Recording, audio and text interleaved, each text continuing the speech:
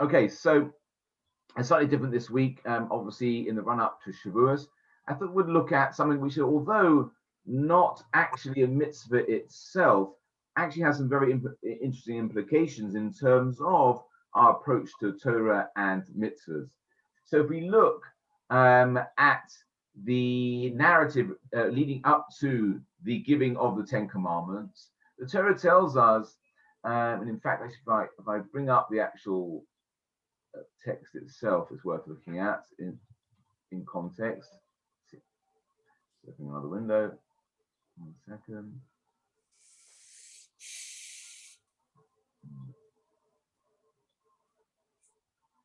So it's Shemos chapter 19. This is the reading we make on Shavuos itself. Here we are. Can you see that? So the Torah says, it was in the third month after the Jewish people left Egypt. On that day, they came to the desert of Sinai. And they traveled from Refidim and they came to the desert of Sinai. And they camped in the desert. And they camped, the Jewish people camped by the mountain. Moshe went up to God, and God called to him from the mountain, saying, So this is what you should say to the house of Jacob, and you shall relate to the children of Israel. You saw what I did to Egypt, or the Egyptians, and how I carried you, beautiful imagery here, how I carried you on eagle's wings, and I brought you to me. And now, if you will listen carefully to my voice, and you will keep my covenant,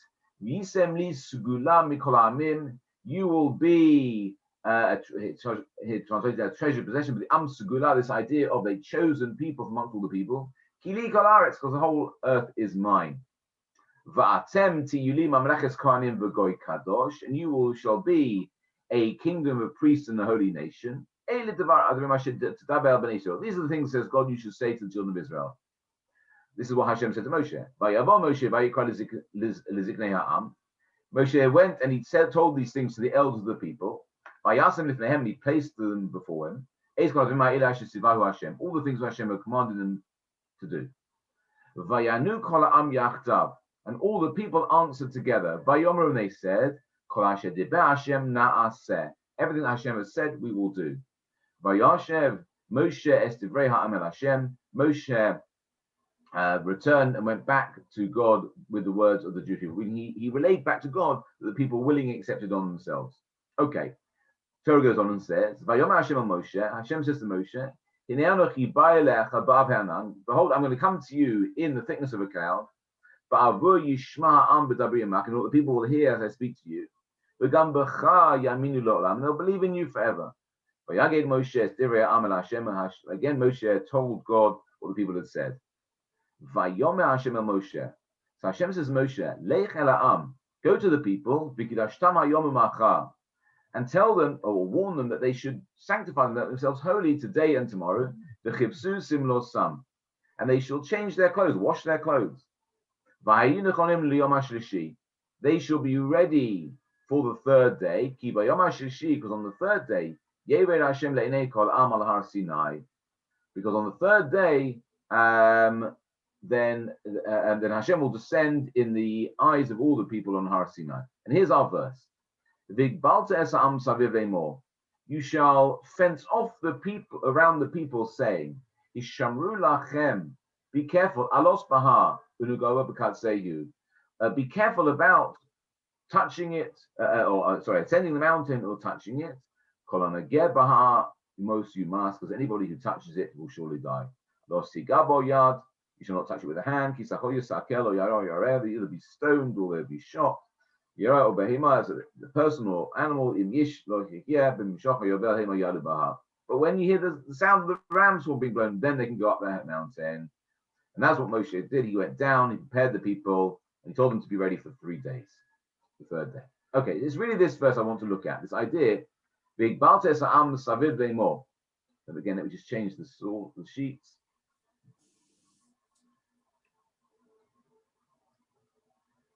So, as part of the preparations, God tells Moshe to fence off the people, saying to them, be careful not to ascend the mountain or to touch the boundary, because anyone who does will die. Now, a number of questions on this. Why particularly did the mountain need to be fenced off? Why was it on pain of death that the people can't go up the mountain? Particularly as we saw that he said as soon as the ram's horn was blown, meaning at the end of the giving of the Ten Commandments, the people can't go up the mountain.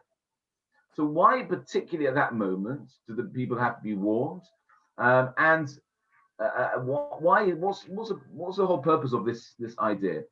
So we're going to see a few ideas here and really sort of take it from there. So it says Rashi firstly, Big Balta, you shall set bounds. Set boundaries to mark for them as a sign that they should not approach the mountain from the boundary and beyond. That's a very simple way of looking at it. Yeah. So that it's so I'm getting a message here. 1 second. Oh my goodness. Okay. Pick it up and kiss it. Someone said so their mezuzah's just fallen off their wall. Okay. Okay. Let's carry on. So so the first Rashi says, yeah, it's simple. What it basically is that set up a boundary, put a fence there as a sign that people know they won't come any further. You know, like putting a sign on the thing, do not walk on the grass. Yeah, no ball games. Right? That's simple. Make a physical barrier so they know that they cannot go any further than this. What's the idea? Lemor. So saviv lemor. So make a fence around them, saying the boundary says to them. So what is he meant to say? It's the boundary saying, take care not to ascend from here and further on. And you too admonish them regarding this. So again, so it's not only is it a fence, but the fence is actually speaking to them, not literally, but it's as if there's a sign on the fence saying no entry beyond this point. Yeah, a big red circle with a red line in it, whatever how it is, right? And also you have to tell them that they mustn't go any further than this. But no, because they touch the boundary, or they actually touch the extremity itself, even the extremity. So we see not only are they not allowed to go beyond the border, but even touching it. This is almost redundant of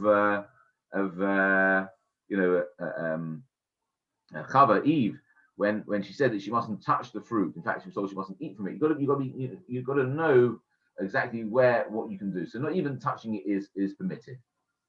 So, according to Rashi, it seems quite straightforward. It's merely a physical barrier to prevent the people pushing forward and going too far. Now, the Aryeh, the Maharal's commentary on the Mishnah, takes a little bit further than that. So there's no English translation. I'll have to translate it for him. Actually, so Rashi actually is saying here that it's the boundary is speaking to the people. Then the farish Shemosha haya omer lahem hishamu lachem. It doesn't actually. It's not clear whether it was Moshe Rabbeinu telling the people be careful not to go up, or just merely the boundary. Because look at the translation. Set up a boundary around the people, saying hishamru lachem alos bahar unago v'katsehu. So who is saying this? Is it Moshe Rabbeinu telling them beware of going up the mountain? You think that's what it means? But Rashi seems to say no. Actually, the boundary is saying it to them. It's if Moshe hasn't said anything, the boundary itself has got this sign on it saying no entry. Okay. So perhaps we needed to expand on this and write more. Perhaps it should have said that.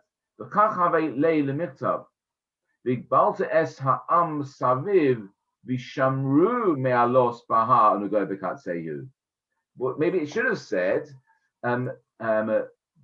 create a boundary around the people, the shamru, that they should be careful not to go up the mountain or to touch it. Because clearly, or certainly once it's already written, make a border around the people, border the people. Surely Moshe said that to the people. He told the people that. V'lama hutzrach laharich shigvel es ha'am le'mor lahem hishamru. Why, therefore, is it necessary for the boundary itself to say that? If the Jewish people saw Moshe Rabbeinu building this fence around the mountain or around them, it's obvious they're going to be asking, what are you doing? And he'd be telling them, this is an order that you shouldn't go up the mountain. Ella le'mor dichsiv agavulkai. However, the verse seems to be applying, when it says saying, that it's the boundary that's saying this. Shahagavul hayim mazaya osam. That it's the boundary that's warning them. Therefore, why was it necessary to say, and you need to warn them as well? If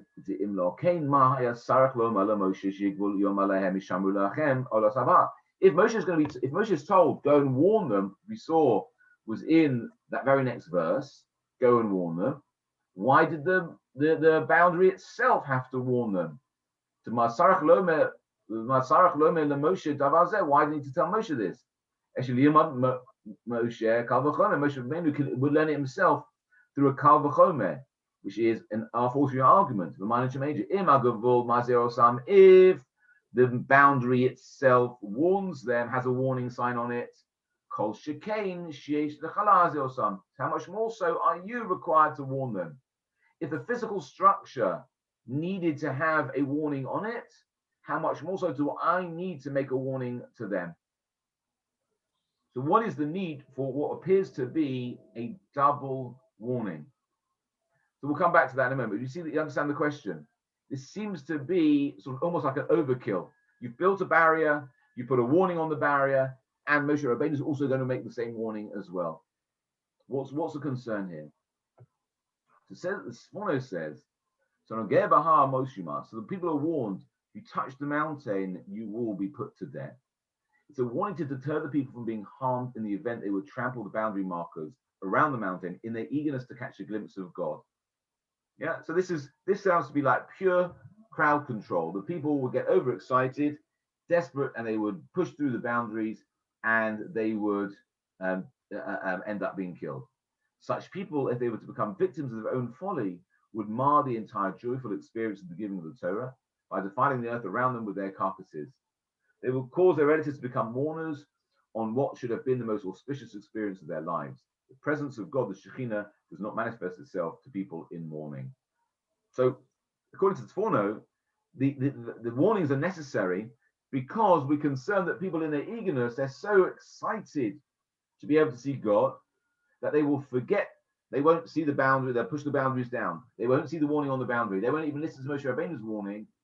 And unfortunately, what will happen is people will get killed, and it's going to mar the whole occasion.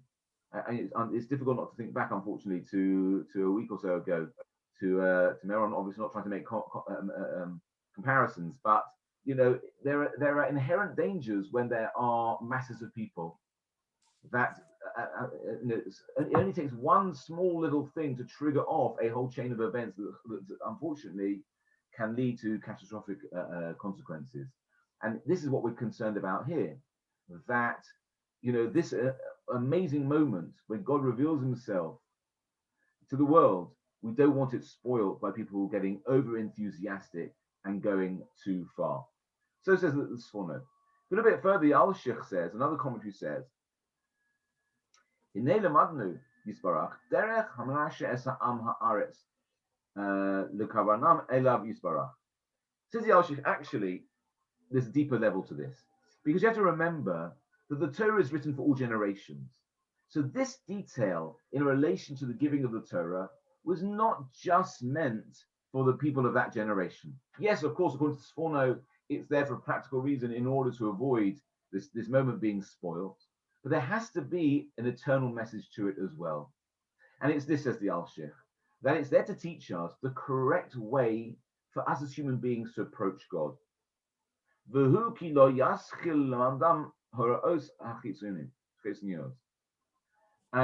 it's not that he began to teach them the correct way. The external, there are internal, external things that need to be learned. For example, Kebegadim, Levanim, Mukhasim, Kebarishal. For example, it said, what was part of the preparations? Preparations was they should wash their clothes, they should prepare themselves for 3 days. These are all physical preparations. Right? But he didn't want to start with that. Rather, he wanted to start with an inner holiness, an inner sanctification, minefesh, from the soul.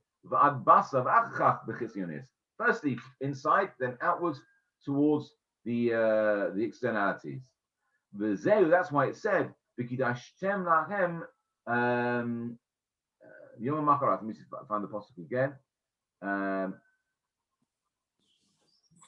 Vikidashtam hayom machar, that they should sanctify themselves today and tomorrow, and then wash their clothes.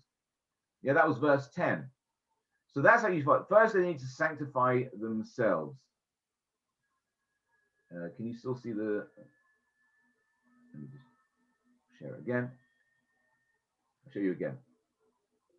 We've been looking at verse 12.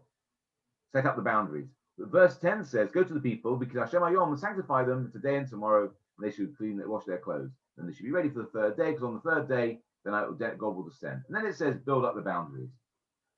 So Ashik is saying there's an intentional order to this. Shlo Hashem v'lo yachal ad yavo ha'am lidrosh mimenu derech Hashem. That the people would not be ready to encounter God until they do it in the right way. So they had to be taught the right way to do things. And that's what it said. Go and speak to them and tell them to sanctify themselves. Because they hadn't yet told them the right way to do things. Go and expound and explain this to them publicly. Go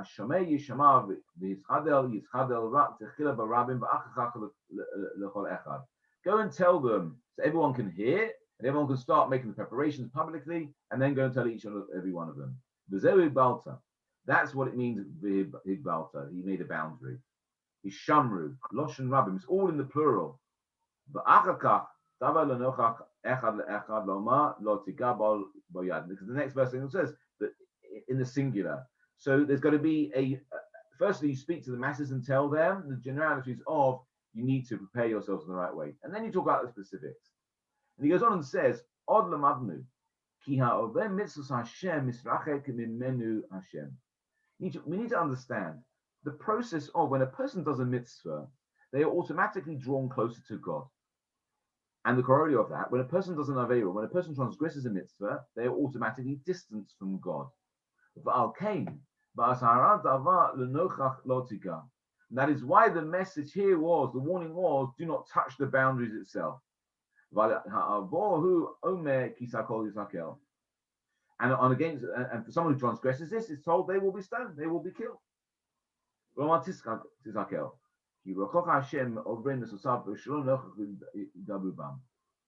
it's an automatic, it's not a punishment. Again, this is a very non-Jewish idea that you do something wrong, you get punished. That's not how it works. What happens is when we do something which causes a distance between us and God, that distance is felt. If you do something where you have damaged your connection to God, that's a natural consequence of it. And that's what it's saying here, that we need to be very careful of doing the things which could damage our relationship with God. The first thing we need to know is this idea of knowing where the boundaries are. There's only so far you can go.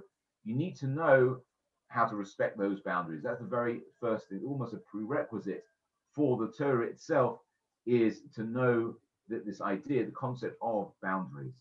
And this is what we're saying here. Simply says about Hagabala, it's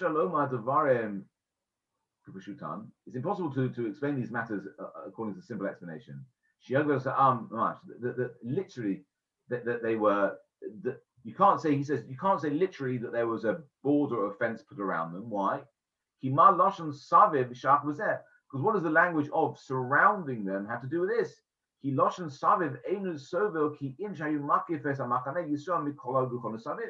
Because to say that you would surround them with a boundary would mean that the whole of the camp of the Jewish people would be surrounded on all sides. They would be literally fenced in, penned in.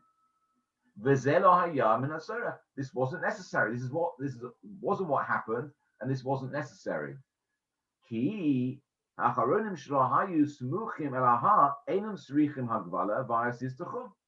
the people who were far away, you're talking about 2 million people standing at Har Sinai.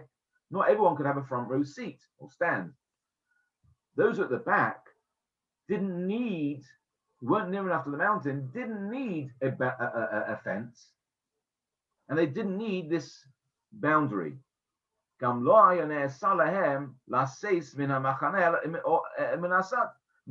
were they forbidden to leave to the sides. People could wander off to the sides or go back. There's nothing to stop them. So it can't be that they were physically enclosed. It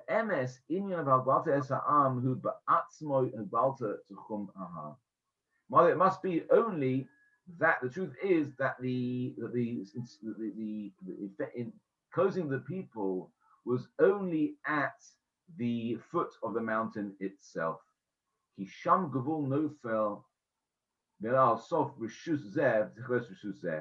In order that people would be able to see this is permitted, this isn't permitted. It was a demarcation line. It was the people would understand so far, but no further. That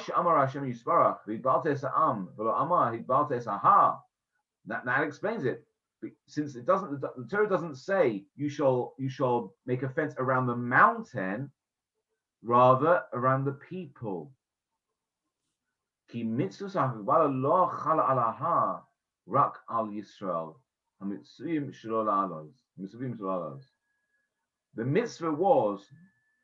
of surrounding was not about the mountain, but about the people. So only for the people who were commanded not to ascend the mountain. That's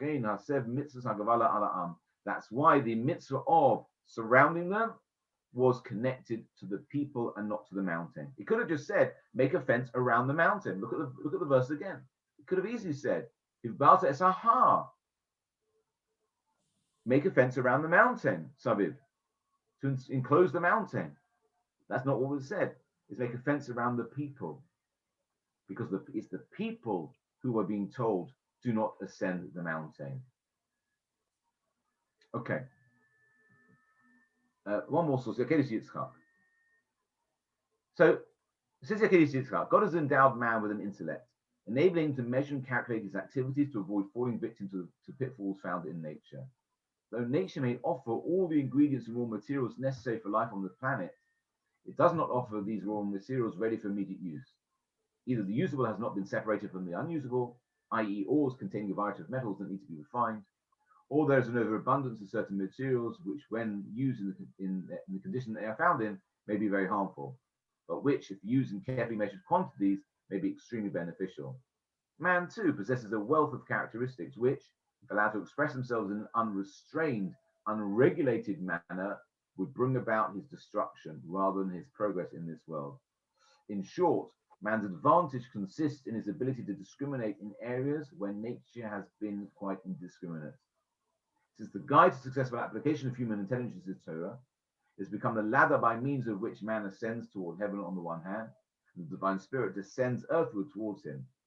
In the words of our sages, this ladder is called Sinai, its Hebrew numerical value being the same as the Hebrew word for ladder, i.e. sulam. So Yakedes Yitzchak, I think, has put it quite beautifully. He says, just as in the world, there are many, many different materials, but some are of use to us, some are not, and it takes intelligence to be able to separate between them, to know what is useful and what's not useful, and how to distinguish between those, or in what quantities to use things where in a small quantity they may be beneficial, but in larger quantities to be damaging, harmful. That takes intelligence. And we also possess certain characteristics as well, which again, if left unchecked, have two possibilities. Can either work for our benefit, but also could be to our detriment as well. And I think it's really this point here. He says, if allowed to express themselves in an unrestrained, unregulated manner, would bring the destruction rather than progress in the world. I think that's so key. So what's going on here? The occasion is explaining that the Jewish people, having been told that in 3 days' time, God is going to reveal himself to them. You can imagine the excitement they must have been at, the level of spiritual fervor they must have felt. That when that day eventually came, having been through the preparation of 3-day separation, washing their clothes and sanctifying themselves, on the day it happens, their enthusiasm may get the better of them for good, all with perfectly good intentions. But the danger is they would lose sight of that boundary, and they would try and express themselves religiously in ways which are not acceptable. And therefore, they needed to be warned. Before, if we go back, we can go back to the verses themselves again and see that having done that, that is the prerequisite for Torah. Having said all of that, it was on the third day that there was thunder and lightning and the sound of the shofar, etc., etc., and the shofar sounded very loud. They stood underneath the mountain. The mountain was on flames and smoke, and they heard the whole sort of sound of the shofar. And then again, he puts a boundary around it, and then we get to the Ten Commandments.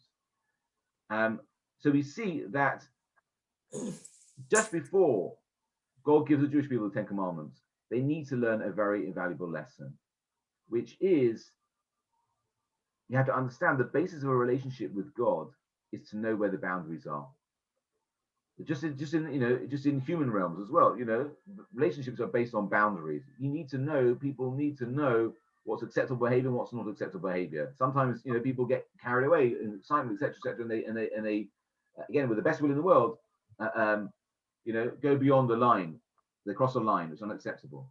And when it's in terms of our relationship with God, the first thing we need to know is there's a line. We have to exercise self-restraint. It's not, although there's the boundary there, although we clearly know where the boundary is, unless we internalize that boundary, unless we set a boundary around ourselves, then whatever fences and warnings and posters are not going to help. Not going to help. However many signs you put on grass and say keep off the grass, no ball games. It's merely a reminder that people themselves have to accept that they need to know what the boundaries are and set them for themselves. Self-restraint is much more important than self-imposed restraint, and that's really what is being said here. That the people at that time, but for all generations, are being shown that you can't, before you even contemplate keeping mitzvahs, you need to know that in order to maintain a relationship with God, you need to be able to control yourself, know what the boundaries are, and behave appropriately. Okay, well, sorry, I have a couple more sources, but it's 1 o'clock. I'll leave it there. Any comments on that? Sorry about your mezuzah, Martin. Yes, it was just strange, the timing. Right. I can't tell you which particular pasuk he was saying at the time, but suddenly there was a crash. I'm trying to think if it was actually one of the, if it's in the mezuzah. No, we didn't use any verses in the mezuzah. Yeah. I'll ask a related question. Sure. So you actually said that there was something like 2 million people in sight of the mountain or waiting. So when Moshe spoke to them, did Hashem create his voice such that even those at the back could hear, or was there some kind of system where other people repeated what he was saying? Yeah, no, that's an excellent question. No, it was definitely miraculous, because the Torah tells us, even with the sound of the shofar, this shofar normally it says it's the sound of the shofar grew and grew. Normally, the more you sound a shofar, the weaker the sound becomes, the more you go on, because obviously the person starts running out of puff, right? So it was all miraculous. It was all totally miraculous. And it says they saw things that are normally heard, and they heard things that were normally seen. The senses were completely jumbled up there. yeah, that Moshe Rabbeinu's voice was clearly had been amplified in miraculous ways so that everybody will be able to hear. Yeah, good point. Okay, we'll leave it there.